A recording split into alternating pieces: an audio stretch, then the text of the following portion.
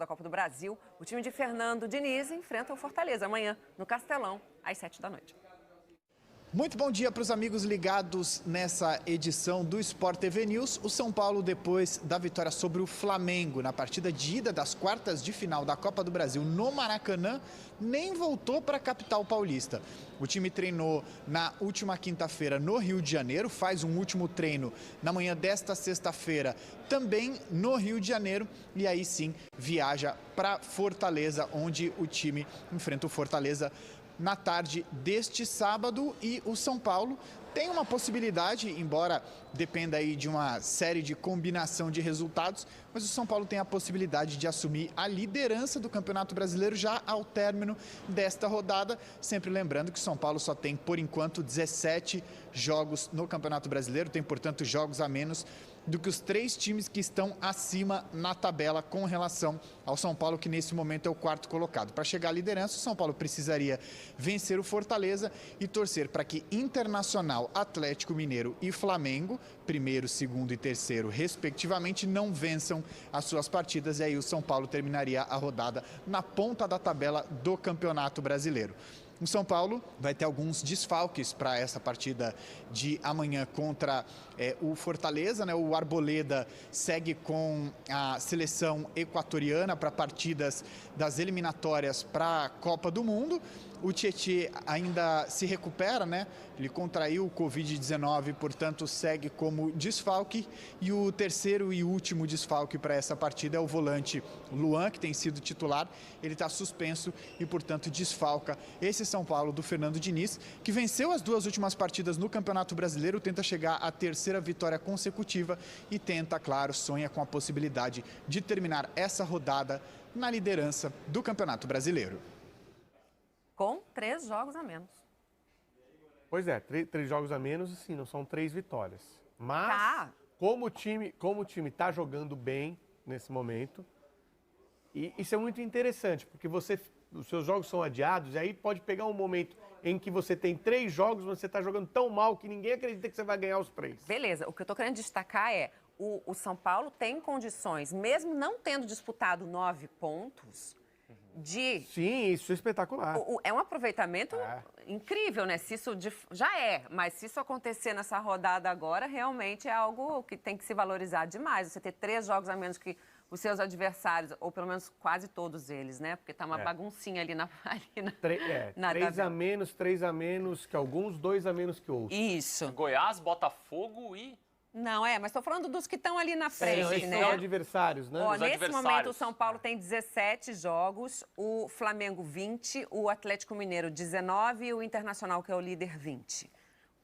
Então é isso, tem 3 ou 2 jogos a menos do que esses que estão ali na briga, né? Pela liderança, mas é muito relevante o aproveitamento. São jogos contra adversários, teoricamente, mais frágeis.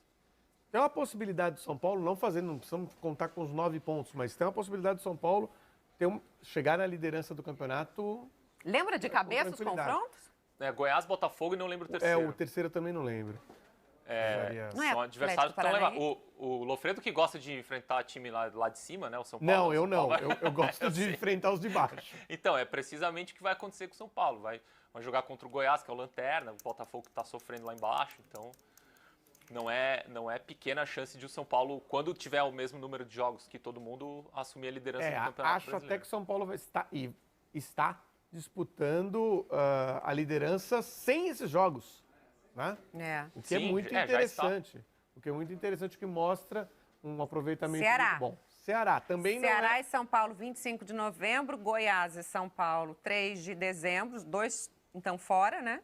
E São Paulo e Botafogo, 9 de dezembro. 3 da turma lá de baixo. Isso. Então, assim, não acho que o São Paulo pode até conseguir os 9 pontos, mas é difícil. Mas, de repente, 7 não é tão difícil. 5 tá bem dentro do possível. E isso põe o São Paulo na liderança. E com o Brenner voando, né? O Brenner voando, time ajustado. A gente falou sobre a saída de bola do São Paulo, que deu muito susto na quarta-feira. Ela dá menos sustos normalmente. Na quarta-feira foi um pouco exagerado. Ela dá algum susto por partida. Diria que tem ali, um ou dois sustos por partida. Mas já deu muito mais, né? Já deu muito mais e quarta-feira deu muito mais. Então você sempre fica mais preocupado. Mas é uma maneira de jogar e o São Paulo vai continuar jogando assim. Quando passa do meio-campo desta forma, consegue criar algumas ocasiões de gol. Mas eu acho que dá mais susto do que passa com condição. Por isso que eu tenho ainda minhas dúvidas sobre a maneira de jogar. Acho que é divertido, principalmente para quem não está torcendo para São Paulo. 6 contra o Fortaleza, o Brenner fez. De novo o espectro do Rogério Ceni ali rondando o São Paulo, né? Agora vai jogar contra o ex-time do Ceni. O São Paulo já começou a conversar com o Brenner sobre renovação de contrato, viu? Já. Tamanha a boa fase do garoto que tem contrato com o São Paulo até setembro de 2022, não tá assim perto de um final, a multa é de 50 milhões de euros. E o São Paulo tem 100% do jogador, o que é importante, o que é raro, né? Hoje sempre tem algum percentual que é do próprio jogador, que é de outro clube, que formou e tal. O jogador é tipo pizza. Quando o jogador faz sucesso, Martim, muito rapidamente, aí ele é fatiado. Como o Brenner ficou vai, não sei se serve, aí ficou todo pro clube. Exatamente, ele estourou muito alto em pouco tempo, né? Nos últimos 3 anos o Brenner tinha muitos jogos, poucos gols, muito irregular. E agora parece ter chegado ali, atingido seu potencial. O São Paulo já começa a conversar com ele sobre renovação de contrato. O São Paulo que historicamente vende bem, né? O São Paulo é um bom vendedor, vende jogadores por bons valores, mas também sacrifica o time, né? Então vende jovens jogadores que poderiam ficar aqui mais tempo, trazer títulos, trazer resultado esportivo. Não traz o São Paulo como todos os outros clubes brasileiros, ou quase todos os outros, sempre com a corda no pescoço, né, do dinheiro, e aí acaba precisando vender. Sim. De qualquer maneira, está se protegendo mais no caso do Brenner. E falando do Fortaleza, vem num momento mais fragilizado, né? Troca de treinador. Aí perdeu, né, no jogo atrasado no meio de semana para o Bahia. Para o Bahia, sim. Então... Assim, é inevitável, inevitável não, pode acontecer, mas o normal é que o Fortaleza caia de produção. Uma produção boa, que colocava o Fortaleza entre os 10 primeiros colocados do Campeonato Brasileiro, que tinha levado o Fortaleza a decidir uma vaga nas oitavas de final, podendo ir para as quartas com o São Paulo de igual para igual. Mas quando você tem uma troca que causa um impacto tão grande assim, como é o caso da saída do Rogério Ceni, o natural é que o time caia de produção num primeiro momento. Diego Alves se representou sem dor.